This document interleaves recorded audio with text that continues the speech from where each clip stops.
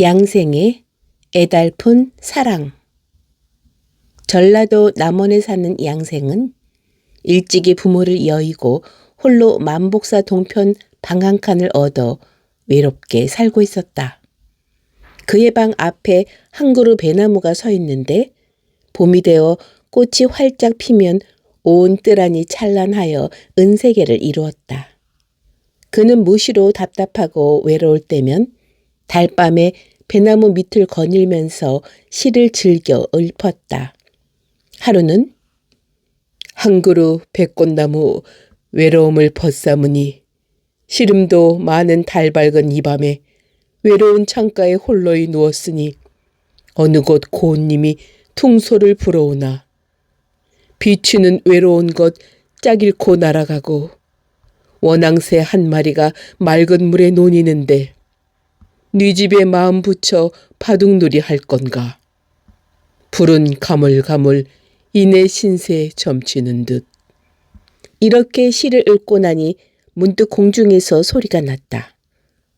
그대가 정말 고운 배필을 만나려 한다면 어찌하여 부처님께 기도드리지 않는가?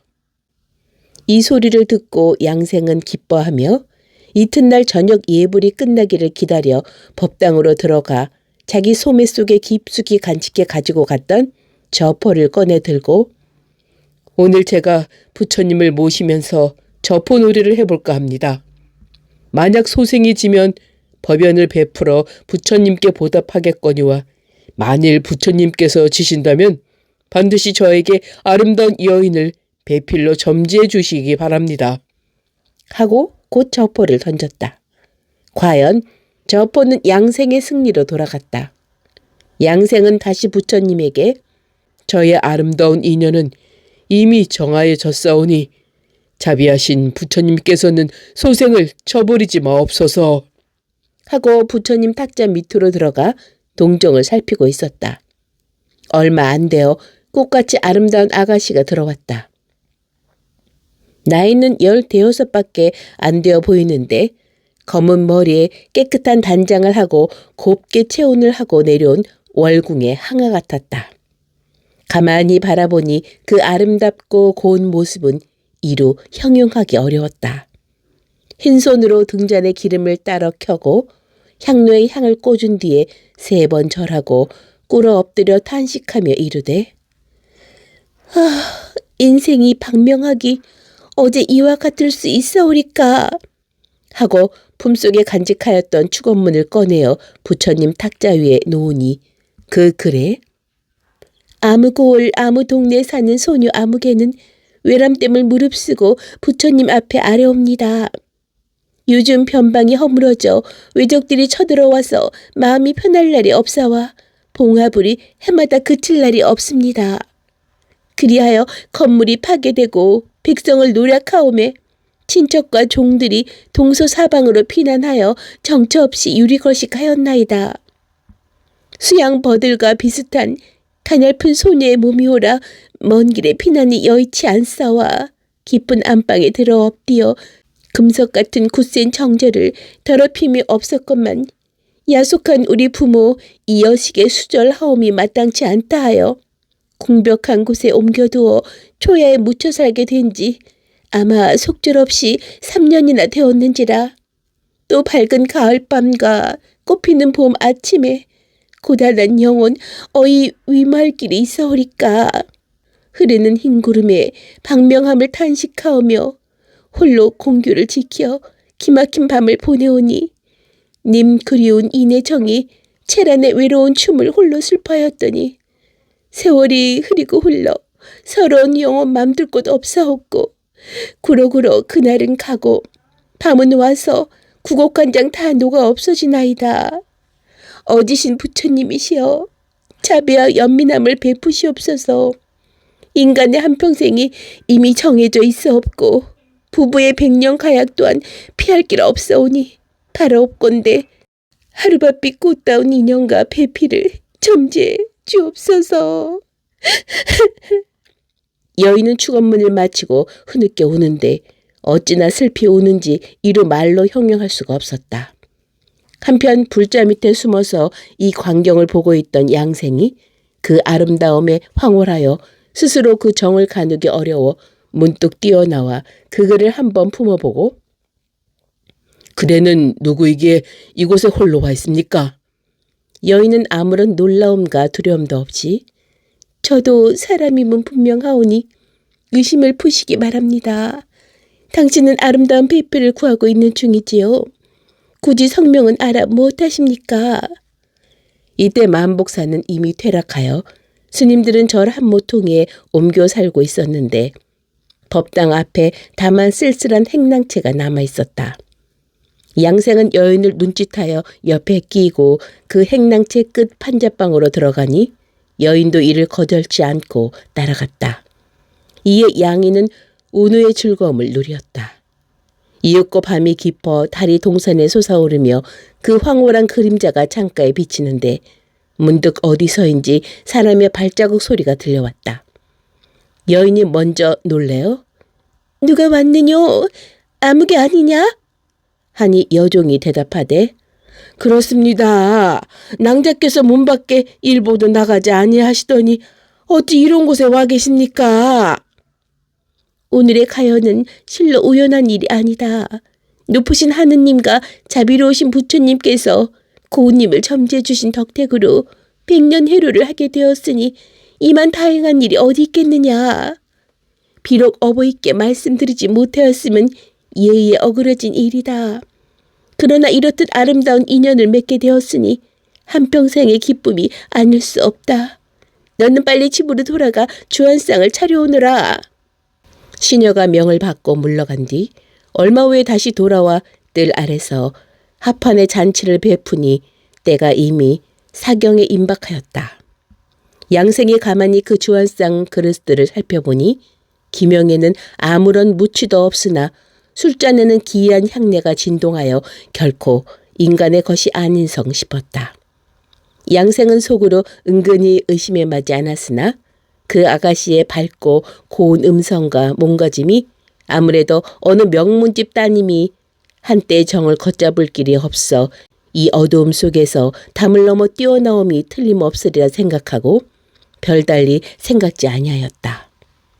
아가씨는 양생에게 술잔을 권하며 시녀를 시켜 굳이 한가락을 부르게 한 뒤에 양생에게 말하기를 시종은 예 곡조밖에 알지 못한답니다. 청컨대 당신께서는 저를 위하여 한 수의 노래를 지어 불러주도록 하십시오. 양생은 쾌히 승낙하고 곧 만가몽 가락으로 한 곡조를 지어 시녀에게 부르게 하였다. 노래를 마치자 여인은 슬픈 빛을 띠고 말하였다. 그대를 진작 만나지 못하였음을 못내 한스럽게 생각합니다. 그러나 오늘의 이 가연을 어찌 천행이라 이르지 않겠습니까? 신께서 만일 소첩을 버리지 않으신다면 종생토록 당신의 건지를 받겠습니다. 만일 당신께서 저를 버리신다면 저는 영원히 이 세상에서 사라지겠습니다. 양생이 한편 놀랍고 또 한편 고마운 생각이 들어서 그대의 사랑을 내 어저 버릴 수 있겠소. 그러나 아가씨의 일거일동이 아무래도 이상하여 그는 유심히 그의 동종을 살폈다. 그때 마침 서쪽 봉우리에 지는 달이 걸리고 먼 마을에서 밝은 패치는 소리가 들려오는데 절간에선 새벽 종소리가 울려 퍼져 먼동이 힐끔물에 트이기 시작하였다. 여인이 말하기를 너는 그만 술상을 거두어 돌아가라. 시녀는 곧 안개가 사라지듯 어디론가 없어졌다. 여인이 말을 이었다. 아름다운 인연이 이미 이루어진지라 낭군을 모시고 저희 집으로 돌아갈까 합니다. 양생은 기꺼이 승낙하고 아가씨의 한을 잡고 앞길을 향해 걸어가는데 마을을 날 때마다 울타리 밑에서 개들이 짖고 한 길에 사람이 보이기 시작하였다. 그러나 잘못 이상한 것은 누구든지 양생이 여인과 함께 가는 것을 보니가 없다는 사실이다. 어떤 사람은 양총각에게 양총각, 식전 이른 새벽에 어디를 다녀오는 거요? 하고 의아히 물었다. 양생은 어제 저택에 크게 취하여 만복사에 누웠다가 방금 옛 친구를 찾아가는 길입니다. 하고 대답하였다. 양생은 그 아가씨를 따라 깊은 숲을 헤치고 가는데 이슬이 길을 적시고 초로가 막막하였다. 양생이 의아스럽게 생각하며 아니, 당신 사시는 곳이 어찌 이렇게 황량합니까? 말씀 마시오. 노촌의 거처는 항상 이러하옵니다. 하고 글한 수를 외워 농을 걸었다. 둘이는 함께 웃으며 또 음기도 하면서 개념동으로 들어갔다 한 곳에 당도하니 쑥밭이 들에 가득한 한 채의 아담하고 고운 집이 수려히 서 있었다. 여인은 양생을 데리고 그리로 들어갔다. 방 안에는 침구와 휘장이 두려워져 있고 곧바로 밥상을 들여왔는데 어제 저녁에 만복사 차림새와는 조금도 다른 것이 없었다. 그는 기쁨과 활락으로 연사흘을 즐겼다. 그 즐거움은 한평생의 아름다운 추억 때문에 손색이 없었다. 그리고 시녀도 얼굴이 아름답고 고우나 교활한 모습은 볼 수 없으며 좌우에 벌려놓은 그릇들과 가구들은 무치가 없으니 필경은 인간 세상의 것이 아닌 듯 하였다. 그는 가끔 의아한 마음을 금치 못하였으나 아가씨의 은근하고 정다운 접대에 그만 그런 생각들은 봄눈 녹듯 하는 것이었다. 이러는 동안에도 시간은 흘렀다. 어느 날 아가씨가 이렇게 말했다. 이곳의 사흘이 인간 세상 3년에 해당하는데 이제는 그만 그대의 돌아갈 때가 되었으니 인간 세계로 돌아가시어 옛일을 돌보심이 어떠하겠습니까? 양생은 슬픔이 갑자기 밀려오며 아니, 대체 그게 웬 말이오? 오늘의 미진한 연보는 다시금 내 생에 기필하리라 굳이 믿는 바입니다. 내일은 저희 부모님께서 저를 위하여 보련사에 음식을 베풀 것이니 저를 버리시지 않는다면 청컨대 보련사 가는 도중에 기다리시다가 부모님을 함께 뵙는 것이 어떠하겠습니까? 아, 그것 좋은 말씀이오. 하고 양생은 다음날 아가씨가 이르는 곳에 아가씨가 준 은잔 한 벌을 들고 기다리고 있었다. 과연 얼마 있다가 어떤 명갓집 행차가 따님의 대상을 치르려고 수레와 말이 잇따라 보련사로 향하는 것이 보였다. 그런데 그때 그 집 종자인 듯한 사람이 길가에 은잔을 들고 서 있는 양생을 보고 그의 주인에게 여쭙기를 마님날이 우리 집 아가씨 장례 때 관 속에 넣었던 은잔이 벌써 사람의 훔침받아 세상에 나타났습니다요. 아니 뭐 그게 무슨 말이냐? 네, 저 서생이 가지고 있는 것을 보니 틀림없이 그것입니다요. 주인은 그것을 보고 곧 말을 멈추고 양생에게 가만히 다가와 은잔을 얻은 유래를 물었다. 양생은 사실대로 말하였다. 주인은 한참이나 멍청이 섰다가 내일적 발자가 불행하여 스라에 여식 하나 있었더니 외구의 난리에 그는 죽고 미처 정식으로 장례도 치르지 못하고 개경동 곁에 묻어두고 머뭇 지금에 이르렀다. 그러다 보니 오늘이 하마 대상날이 부모된 마음에 어이가 없어 보련사에 서시식이나 베풀까 해서 가는 길일세. 자네가 정말 그 약속대로 하려거든 조금도 의심치 말고 기다렸다가 여식과 함께 오게나. 하고 먼저 보련사로 향했다. 양생이 한참 기다리고 있으니 과연 약속한 시간에 아가씨가 시녀를 데리고 왔다. 서로 기쁘게 맞이하여 손을 잡고 보련사로 올라갔다. 절문에 이르러 아가씨가 먼저 들어가 부처님께 예불 하고 곧 천 장막 안으로 들어갔는데 스님들과 친척들 중 그를 본 사람은 아무도 없고 오직 양생의 그 뒤를 따를 뿐이었다. 아가씨가 양생에게 저 진지 잡수시지요. 함께 하여 양생이 그의 말을 그의 부모에게 전했더니 부모도 이상히 여기어 이를 엿보고 있다가 그럼 함께 밥이나 들게 하였다. 아가씨의 형상은 보이지 아니하고 수저 소리만 달그락 거리는 것이었다. 그것은 마치 인간이 하는 것과 흡사하였다. 그들은 크게 놀라 드디어 장 속에 신방을 마련하고 양생으로 하여금 함께 자게 하였는데 밤중쯤 되어 냉랭한 음성이 들려왔다. 이제부터 자세한 신세 타령을 여쭙겠나이다.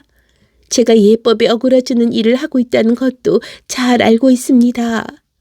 시경에 말한 건상과 상서의 두 서도의 뜻도 모르는 것은 아니옵니다. 하도 오래 들판 다복 속에 묻혀 있어 풍정이 한 번 바람에 마침내 능히 이를 이기지 못하였습니다. 뜻밖에도 3세의 인연을 만나 그대의 동정을 얻게 되어 100년의 높은 절개를 바쳐 술을 빚고 옷을 기워 평생 지엄이의 길을 닦으려고 하였나이다. 그런 아깝게도 숙명적인 이별을 어찌할 수가 없이 한시바삐 저승길을 떠나야겠습니다. 운우는 양대의 계고 오장한 은혜에 흩어짐에 이미여 이 서럽고 아득한 정예를 무엇으로 말씀드려야 하겠나이까. 이런 말을 하고 아가씨는 슬피 울었다. 이윽고 스님과 사람들이 혼백을 전송하니 영혼은 문 밖으로 나가는 것인지 알 수 없으나 여인은 보이지 아니하고 슬피 우는 소리만 은은히 들려왔다. 사라져가는 흐느끼는 목소리는 점점 멀어져 그 소리를 확실히 분별할 수가 없었다. 부모도 아가씨의 일이 정말임을 깨닫게 되었고 양생 역시 그가 사람이 아니고 귀신임을 그제서야 뚜렷이 깨달았다. 그리하여 그의 슬픔은 더욱 고조되어 그의 부모와 함께 크게 통곡하였다. 이때 그의 부모는 양생을 향하여 언자는 자네의 소용에 맡기네. 그리고 내 말이 지니고 있던 밭 두 일함과 여비 몇 사람이 있으니 자네는 이로써 내 여식을 잊지 말아주게 하였다. 이튿날 양생은 고기와 술을 가지고 아가씨와 만난 자리를 찾아가 보니 과연 하나의 빈장이었다. 양생은 음식을 차려놓고 지전을 불사르며 조문을 지어 읽었다. 오, 그리운 이미시여. 님은 어릴 적부터 천품이 온순하고 커서는 자태가 아름답기 서시와 같으며 문장은 숙진을 능가하며 규문 밖에 나가지 않았으며 항상 어머니의 교훈을 잘 받았었소. 난리를 끊어도 굳은 정절을 온전히 하더니 그만 외적을 만나 목숨을 잃었구려. 황량한 쪽단에 몸을 의지하고 피는 꽃 돋는 달에 마음만 들었소. 봄바람에 귀축도 슬피 울고 가을철에 비단붙에 무엇에 쓰리까. 지나간 밤에 님을 만나 기쁨을 얻었으니 비록 유명이 다르다 할 것이나 운의 즐거움을 임과 함께 하였구려. 장차 100년을 해로하였더니 어찌 하루 저녁의 기쁨으로 이별이 닥칠 줄이야 니 알았습니까? 고운님이시여, 그대는 응당 달나라의 난세를 타시옵고 익산의 비가 되오리다. 그대의 사문이 없어졌다 하여도 하나의 영혼길이 남을지니 여기 잠시 고운 모습 나타낼지어다. 비록 나고 죽음이 다르다 하여도 하나 그대의 총명으로 나의 그럴에 어느 느낌이 없으리요. 그 뒤 양생은 이내 슬픔에 이기지 못하여 집과 농토를 전부 매각하여 저녁마다 제를 올리고 시식을 하였더니 하루는 그 아가씨가 공중으로부터 양생을 불러 말하였다. 당신의 은덕을 입어 이 몸은 이미 딴 나라의 남자의 몸을 받아 태어나게 되었나이다. 유명의 한계는 더욱더 멀어졌다 하나 당신의 두터우신 은정을 어찌 길이 잊을 수 있사오리까. 그대도 마땅히 다시 정업을 맞아 저와 더불어 함께 영원한 윤회를 해탈케 하여 주십시오. 양생은 그 후 다시 장가들지 아니하고 지리산에 들어가 약을 캐면서 살았는데 그가 어떻게 죽었는지 그 뒷일을 아는 사람은 아무도 없었다.